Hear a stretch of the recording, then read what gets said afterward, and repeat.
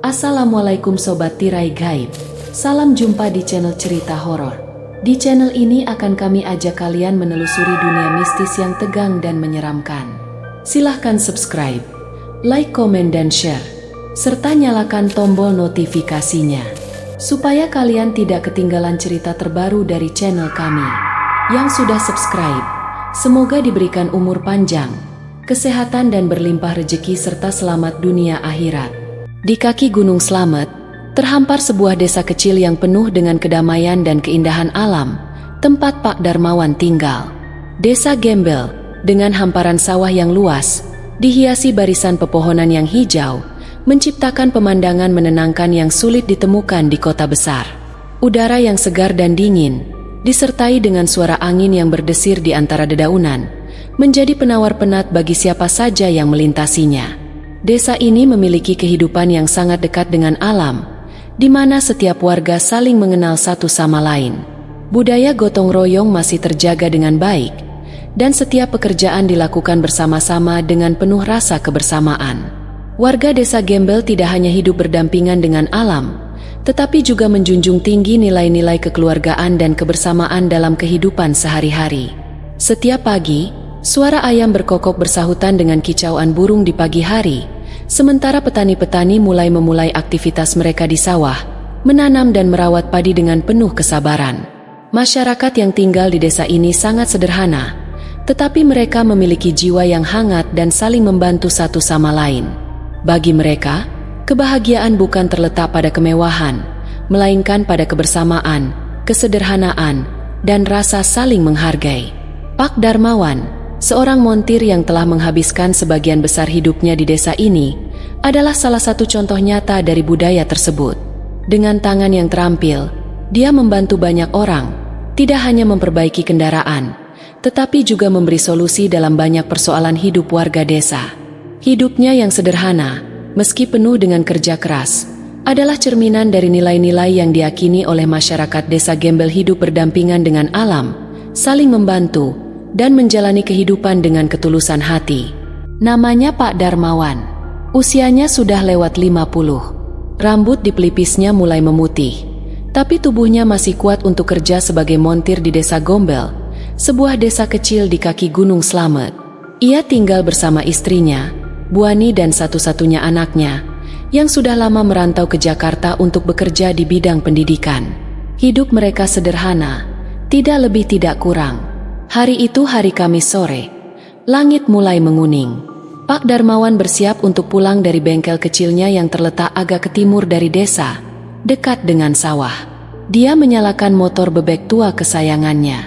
Suara mesinnya berderak khas namun setia. Perjalanan dari bengkel ke rumah biasanya memakan waktu sekitar 15 menit melewati jalan kecil beraspal sempit yang membelah area persawahan lalu menanjak sedikit ke arah pemukiman. Tapi sore itu ada rasa lain yang menggelayuti udara, seperti terlalu hening. Bahkan suara jangkrik pun seakan enggan bersuara. Saat melewati tikungan besar dekat pohon beringin tua yang warga desa biasa sebut sebagai pohon singgah karena letaknya yang persis di persimpangan, Pak Darmawan melihat sosok seorang lelaki tua berdiri sendirian di pinggir jalan. Pakaiannya lusuh, sarung kotak-kotak pudar, baju koko lengan panjang, dan peci hitam yang tampak terlalu besar untuk kepalanya. Tubuhnya kurus, punggung agak membungkuk, dan tangannya memegang tongkat kayu. Tapi yang paling aneh, ia tidak seperti orang linglung atau bingung. Dia hanya berdiri diam, menatap jalanan seperti menunggu seseorang. Pak Darmawan memperlambat motornya. Hatinya ragu, tapi nuraninya tak kuasa membiarkan orang tua seperti itu sendirian di tempat sepi menjelang malam. "Pak, mau kemana?" tanya Pak Darmawan sambil menepikan motornya. Lelaki tua itu menoleh pelan. Tatapannya dalam, tapi tidak kosong. Justru ada sesuatu di matanya yang sulit dijelaskan. Bukan marah, bukan sedih, tapi seperti terlalu tenang. "Maaf, Nak, saya kesasar. Tadi saya ikut jalan setapak dari arah timur. Tiba-tiba kok nggak tahu jalan pulang." Suaranya pelan, nyaris seperti bisikan, tapi jelas. Logat Jawanya kental seperti orang desa lama. Pak Darmawan menatap lelaki itu lebih saksama. Tak ada tanda-tanda luka, tapi ia tampak lelah. Rumahnya di mana, Pak? Tanya Pak Darmawan. Kampung Karangjati. Tapi saya bingung dari sini ke sana lewat mana? Jawab lelaki tua itu. Pak Darmawan tercenung. Ia tahu desa-desa sekitar. Tapi Karangjati bukan desa yang sering disebut-sebut. Nama itu terdengar samar familiar. Seperti nama dari cerita lama. Ia mengerutkan dahi. Karangjati itu di Atasya, arah barat laut. Lelaki tua itu mengangguk lambat. Entah kenapa walau hatinya sedikit bimbang, Pak Darmawan mengangguk juga. Ya sudah, Pak, ayo saya antar naik boncengannya. Lelaki tua itu tersenyum. Wajahnya yang semula tampak tua dan letih seketika tampak bersih, terang, bukan muda, tapi bersinar entah bagaimana. Pak Darmawan bergeser ke depan. Lelaki tua itu naik perlahan ke jok belakang. Motor kembali melaju. Udara terasa lebih dingin dari biasanya. Padahal ini belum malam betul. Jalan kecil mulai sepi. Lampu jalan belum menyala dan matahari tinggal garis oranye tipis di balik bukit. Sepanjang jalan, lelaki tua itu tak banyak bicara. Pak Darmawan mencoba bertanya-tanya, tapi jawabannya pendek. Warga kampung Karangjati tinggal di dekat Sendang Tua. Katanya, apa tadi Mbah jalan sendiri dari Karangjati? Tanya Pak Darmawan pelan. Iya, saya nyasar. Sudah lama tidak keluar kampung. Jawab Mbah Warih tenang. Pak Darmawan mengangguk. Walau dalam hati ia mulai merasa janggal. Kampung Karangjati itu, perasaan dulu pernah ia dengar dari cerita kakeknya. Tapi kalau tidak salah, kampung itu sudah lama hilang karena tanah longsor atau digusur. Ia tidak ingat pasti. Tapi suara mesin motor membuat pikirannya terus maju. Ia hanya menatap jalanan yang kian menanjak. Masuk ke hutan kecil di pinggir desa. Ini jalan yang jarang ia lewati. Tapi motor tuanya masih kuat melaju. Tak lama kemudian, dia menyadari satu hal. Dia tidak tahu arah pasti ke Karangjati. Tapi entah mengapa motornya terus bergerak. Seperti ada yang membimbing. Dia tidak bertanya. Mbah Warih pun diam. Jalanan semakin sunyi. Tidak ada rumah, tidak ada suara. Hanya desir angin dan gelegak mesin yang makin berat. Baru ketika motor melewati satu tanjakan tajam, Mbah Warih berkata, "Berhenti di sana, Nak. Di depan ada simpang." Dan benar, di depan ada simpang tiga kecil dengan batu besar seperti nisan berdiri di tengah. Pak Darmawan menghentikan motor. Ia turun menoleh ke belakang. Tapi jok belakang kosong. Kosong. Tak ada siapa-siapa. Tak ada suara. Pak Darmawan terpaku. Jantungnya berdegup keras. Tangannya bergetar. Ia baru menyadari udara di sekelilingnya terasa seperti hilang. Sunyi seperti di dalam gua. Tak ada angin. Tak ada daun bergerak. Ia berdiri di jalan kecil di tengah hutan dengan motor menyala dan boncengannya menghilang. Pak Darmawan berdiri terpaku di tengah simpang jalan kecil yang tak dikenalnya. Hanya cahaya redup dari lampu motornya yang menyinari tanah berkerikil dan batu besar di tengah persimpangan itu. Batu itu aneh, terlalu tegak dan bersih untuk sekadar batu alam, tapi tidak juga terlihat seperti tugu. Tak ada tulisan, tak ada lumut, tapi terasa wah terlalu tua. Ia memejamkan mata, mencoba berpikir jernih. Mungkin tadi Mbah Juari turun diam-diam saat motor melambat. Tapi tidak masuk akal. Tidak ada suara, tidak ada getaran. Dan mustahil kakek setua itu bisa turun tanpa disadari. Pak Darmawan mundur selangkah menoleh ke belakang. Jalan yang barusan ia lewati tampak gelap. Padahal matahari belum benar-benar tenggelam. Ia menoleh lagi ke depan. Jalan bercabang dua arah. Tapi tak satu pun tampak familiar. Ia memutuskan untuk menghidupkan layar ponselnya, tapi sinyal hilang total. Angin tiba-tiba berembus lirih membawa bau tanah basah dan bunga kenanga. Aroma itu seketika mengaduk perasaannya.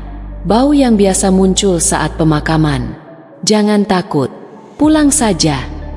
Suara itu terdengar lirih, tapi jelas. Bukan dari depan, bukan dari belakang. Seperti dari samping atau dari dalam kepalanya.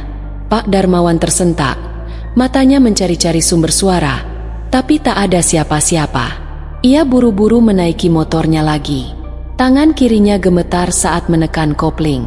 Ia memilih jalan kiri. Entah kenapa nalurinya berkata, kesitulah ia harus pergi.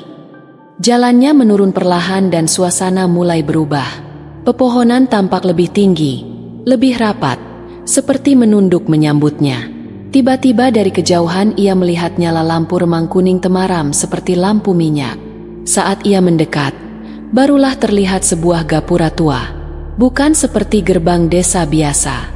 Gapura ini berdiri miring hampir rubuh dengan ukiran motif daun dan sulur. Di atasnya tertera tulisan yang nyaris tak terbaca. Karangjati, jantung Pak Darmawan seperti berhenti berdetak. Nama itu Karangjati jelas sekali terpampang. Walau sebagian hurufnya telah terhapus waktu. Ia menurunkan kecepatan motornya lalu perlahan masuk ke dalam.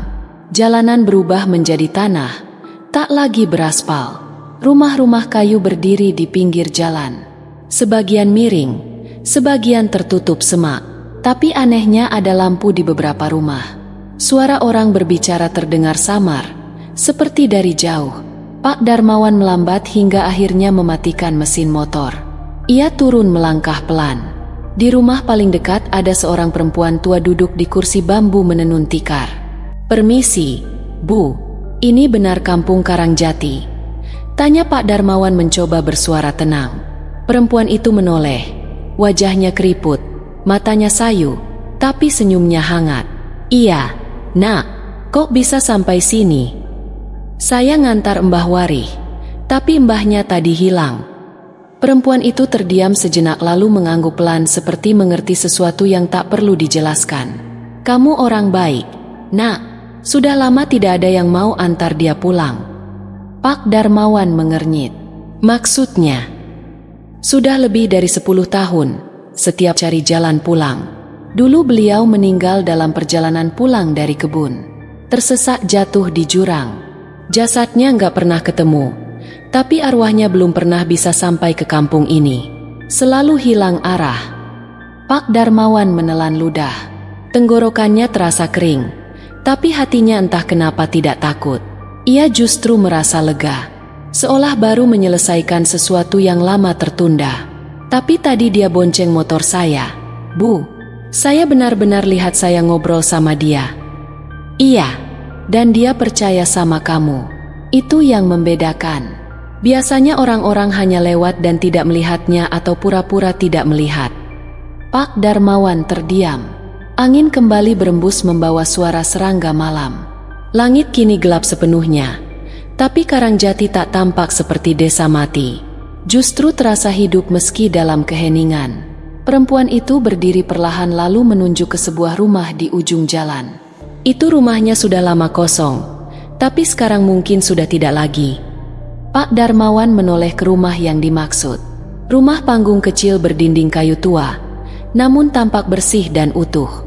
Lampu minyak menyala di serambinya, dan di sana berdiri sosok Mbah Warih.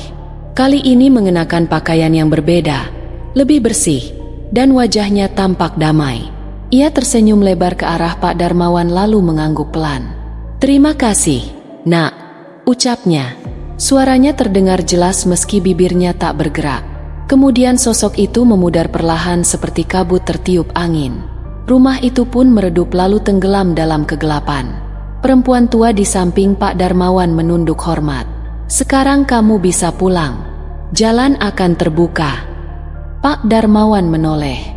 Jalan di belakangnya yang tadi tertutup gelap kini tampak terang oleh cahaya bulan. Seakan semua kabut sirna. Ia mengangguk menyalakan motornya lagi. Sebelum pergi, ia menoleh ke perempuan itu sekali lagi. "Bu, Ibu siapa sebenarnya?" Perempuan itu tersenyum. "Penunggu kampung ini, Nak, tapi bukan jin. Kami hanya yang tersisa." Pak Darmawan tidak bertanya lebih lanjut.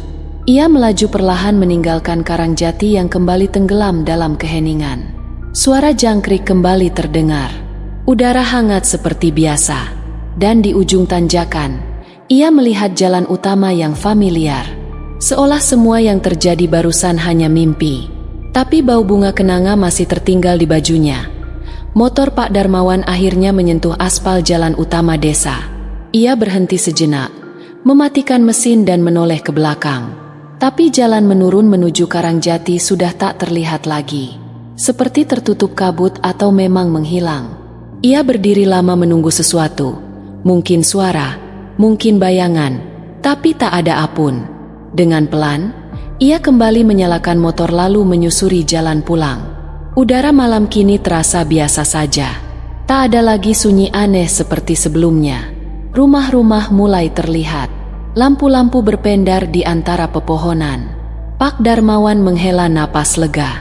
Sesampainya di rumah, Bu Ani langsung menyambutnya dengan wajah cemas. "Loh, Bapak dari mana aja? Tadi sudah mau saya cari ke bengkel. Biasanya maghrib sudah pulang." Pak Darmawan tersenyum tipis. "Tadi ngantar orang tua nyasar, Bu. Sampai agak jauh, tapi sudah selamat kok." Bu Ani menggeleng. "Ngantar orang kok sampai 2 jam? Hati-hati loh, Pak. Sekarang banyak penipuan. Pura-pura butuh bantuan." Pak Darmawan hanya mengangguk, tidak menjelaskan lebih jauh. Bukan karena takut atau ragu, tapi ia tahu cerita tadi terlalu aneh untuk dicerna cepat-cepat. Ia butuh waktu. Ia sendiri belum benar-benar paham. Malam itu ia duduk sendirian di teras menyeruput teh panas sambil menatap pekarangan. Di kejauhan, suara anjing menggonggong sesekali lalu diam. Bayangan pohon mangga di halaman menari pelan tertiup angin. Ia kembali mengingat wajah Mbah Warih. Bukan wajah seram, bukan juga wajah asing. Justru seperti wajah seseorang yang sudah dikenalnya lama. Ia mencoba menggali ingatan. Apa benar dulu pernah dengar tentang Karangjati? Lalu dia teringat waktu kecil ia pernah tidur di rumah kakeknya. Saat mati lampu, kakek bercerita tentang kampung tua di lereng gunung yang hilang. Karena orang-orangnya tak percaya lagi kepada yang menjaga. Kampung itu namanya Karangjati. Dulu makmur tapi lama-lama ditinggal warganya sampai akhirnya benar-benar hilang dari peta. Hanya muncul di waktu-waktu tertentu. Hanya terlihat oleh orang-orang yang berhati lurus. Pak Darmawan menelan ludah. Apakah ini kampung itu? Keesokan harinya, Pak Darmawan bangun lebih awal dari biasanya. Entah kenapa ia merasa perlu kembali ke tempat kemarin. Seperti ada yang belum selesai. Ia pamit ke Bu Ani membawa motor tuanya dan kembali ke tikungan dekat pohon beringin besar. Namun saat ia tiba, jalan setapak yang kemarin membawanya ke Karangjati tidak ada. Tidak ada batu besar, tidak ada simpang, hanya hamparan ilalang dan pepohonan. Seperti tidak pernah ada jalan di situ. Pak Darmawan berdiri lama. Matanya menyisir setiap sudut, mencari celah, jejak ban, atau apapun yang bisa membuktikan ia tidak bermimpi. Tapi tak ada satupun. Ia menghela napas panjang lalu duduk di akar pohon beringin, merenung. Mungkin memang sudah cukup. Mungkin keperluannya memang hanya itu. Mengantar pulang seseorang yang sudah terlalu lama tersesat. Saat ia hendak pulang, matanya menangkap sesuatu di batang pohon. Sebuah ukiran kecil, bukan coretan anak-anak, tapi semacam lambang bulat dengan garis-garis menyerupai sulur akar. Ia menyentuhnya. Dingin, tapi bukan seperti kayu, lebih seperti batu. Di bawah lambang itu tertera huruf-huruf kecil. "Kalau kamu melihat ini, artinya sudah waktunya." Pak Darmawan bergidik. Ia memotret ukiran itu dengan ponselnya, lalu naik kembali ke motor dan melaju pulang dengan perasaan campur aduk. Malam berikutnya, beberapa hari setelah kejadian itu, hujan turun pelan. Angin dingin menerobos lewat celah dinding bengkel yang sudah lapuk. Pak Darmawan sedang menambal ban motor tetangganya saat listrik padam tiba-tiba. Seluruh ruangan tenggelam dalam gelap. Ia mengambil senter kecil dan duduk diam di bangku kayu. Tiba-tiba sesuatu aneh terjadi. Lampu minyak di rak tua yang tak pernah ia pakai menyala sendiri. Api kecil kuning keemasan bergoyang pelan. "Pak Darmawan." Suara itu muncul lirih hampir seperti bisikan angin. Ia berdiri kaku. Matanya menyisir ruangan. Tak ada siapa-siapa. Tapi bau kenanga kembali memenuhi hidungnya. "Pak Darmawan." Tidak sama. Kali ini beda. Tiba-tiba pintu belakang bengkel terbuka sendiri dengan suara decit pelan. Di baliknya hujan turun lebat. Kabut mulai menyelimuti halaman belakang. Dan di antara kabut itu muncul sosok. Tapi bukan Mbah Warih.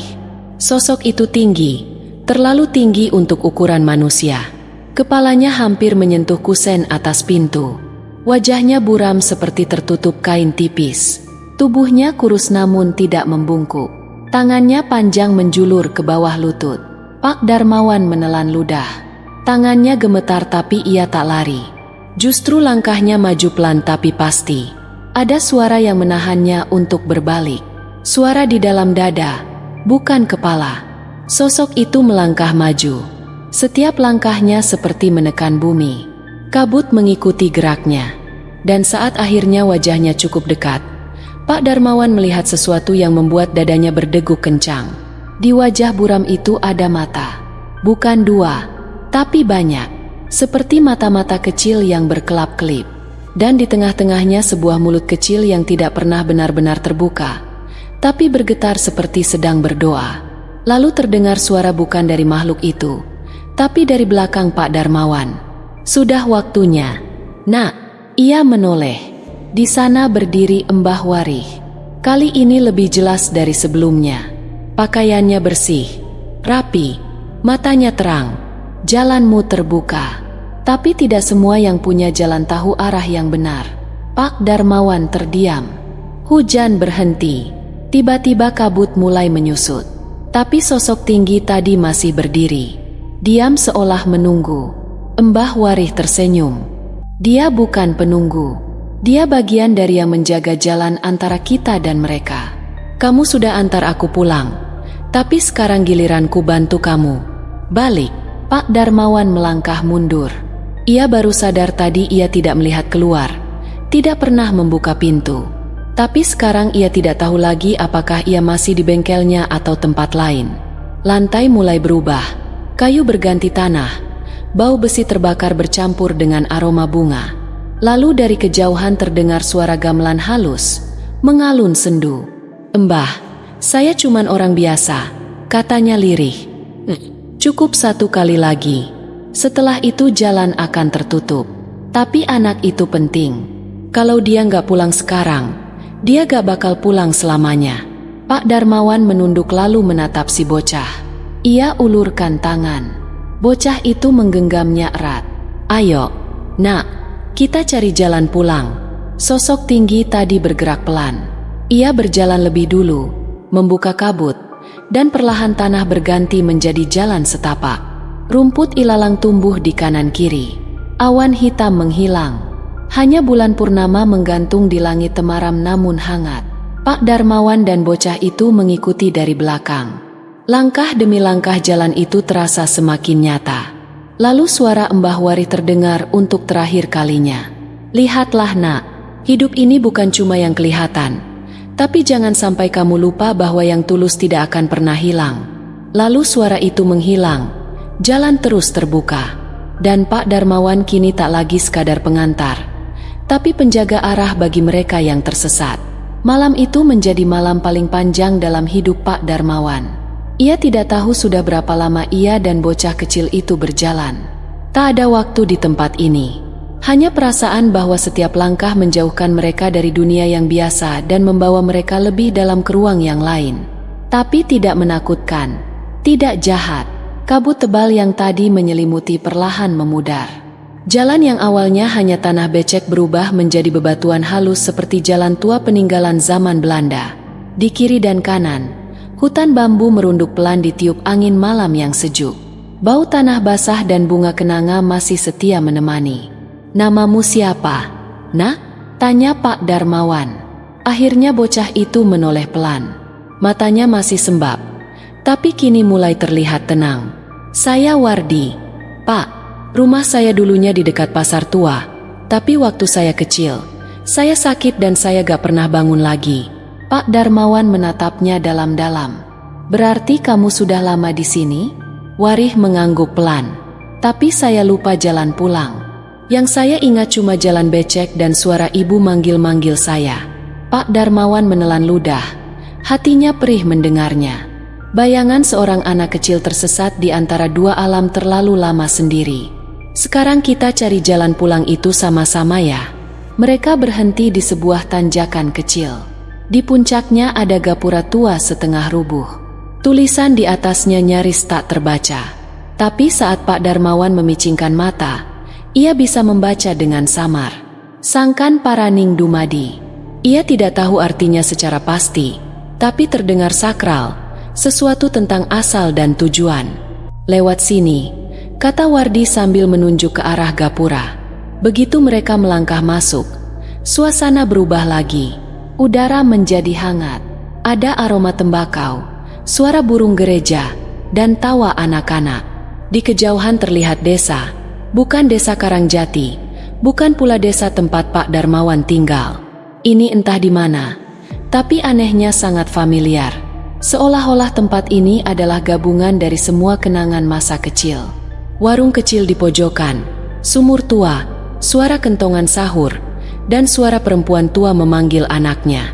"Pak, itu suara ibu saya," katanya pelan. Suaranya mulai bergetar. Pak Darmawan menoleh dan benar. Di ujung jalan berdiri seorang perempuan parubaya mengenakan daster lusuh dan kerudung yang sudah luntur warnanya. Matanya merah dan tubuhnya gemetar. "Wardi, nak pulang, nak pulang." Tanpa menunggu, Wadi berlari.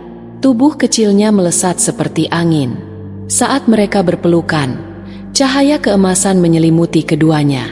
Tanah di sekeliling mereka bergetar pelan seperti menyambut sesuatu yang sudah lama dinanti. Pak Darmawan berdiri membatu. Dadanya penuh rasa yang tak bisa dijelaskan. Mereka ibu dan anak mulai memudar perlahan seperti kabut yang terserap cahaya pagi. Tapi sebelum benar-benar menghilang, Wardi menoleh dan melambaikan tangan. "Terima kasih, Pak. Terima kasih sudah antar saya pulang." Lalu hilang. Tak ada jejak, tak ada suara, hanya angin yang melintas pelan membawa serta haru yang tertinggal. Pak Darmawan berdiri lama. Air matanya mengalir diam-diam. Ia tidak tahu kenapa harus ia yang diberi jalan ini. Tapi untuk pertama kalinya ia tidak mempertanyakan. Ia hanya menerima. Seperti menerima tamu tak dikenal di malam hari dengan lampu yang menyala dan hati yang terbuka. Saat ia membalikan badan, jalan di belakangnya telah berubah. Bukan lagi jalan setapak bebatuan, tapi aspal kasar dengan jejak ban motor. Dan di ujung jalan terlihat bayangan rumahnya. Lampu teras masih menyala seperti menunggunya. Langkahnya ringan saat pulang. Motor tua itu masih terparkir di depan bengkel. Bahkan senter kecil yang ia bawa masih tergantung di dinding. Seolah-olah ia hanya pergi beberapa menit. Sejak malam itu, hidup Pak Darmawan pelan-pelan berubah.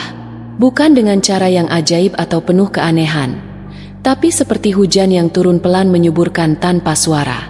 Ia tetap membuka bengkel tiap pagi seperti biasa. Tapi entah kenapa sejak beberapa minggu setelah kejadian itu makin banyak orang datang ke bengkelnya. Awalnya cuma tetangga-tetangga dekat. Lalu datanglah warga dari desa sebelah. Sampai akhirnya ada juga orang-orang kota yang mampir karena dengar katanya, bengkel Pak Darmawan itu bisa dipercaya, enggak pernah akal-akalan. Bahkan suatu hari, seorang pemuda yang kebetulan touring dan motornya mogok di jalan desa sempat bikin video waktu dibantu Pak Darmawan. Video itu viral. Banyak orang yang merasa tersentuh karena kesederhanaan dan kejujuran Pak Darmawan saat berbicara. Tak lama setelah itu, mulai berdatangan tawaran dari tokoh underdeal yang ingin bermitra. Seorang anak muda bahkan menawarkan untuk bantu buatkan akun media sosial bengkel. Tadinya Pak Darmawan ragu mana ngerti dia soal internet.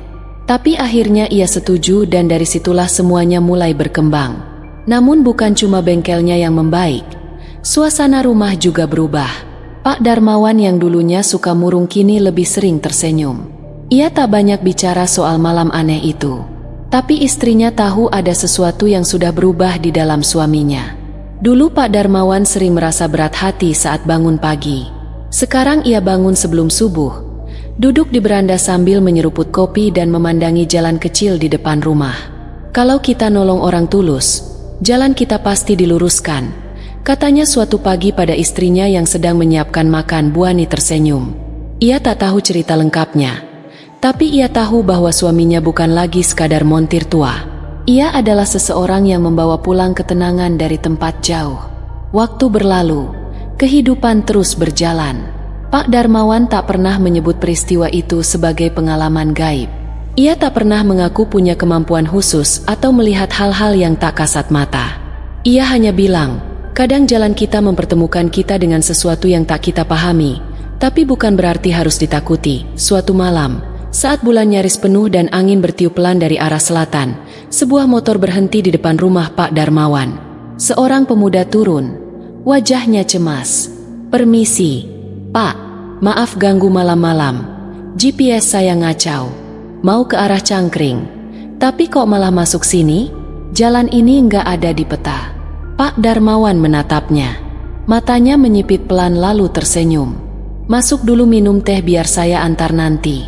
Pemuda itu ragu lalu mengangguk. "Makasih, Pak." Terima kasih Sobat Tirai Gaib.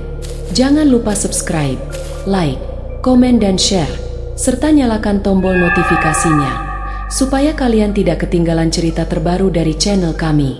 Yang sudah subscribe semoga diberikan umur panjang, kesehatan, dan berlimpah rezeki, serta selamat dunia akhirat.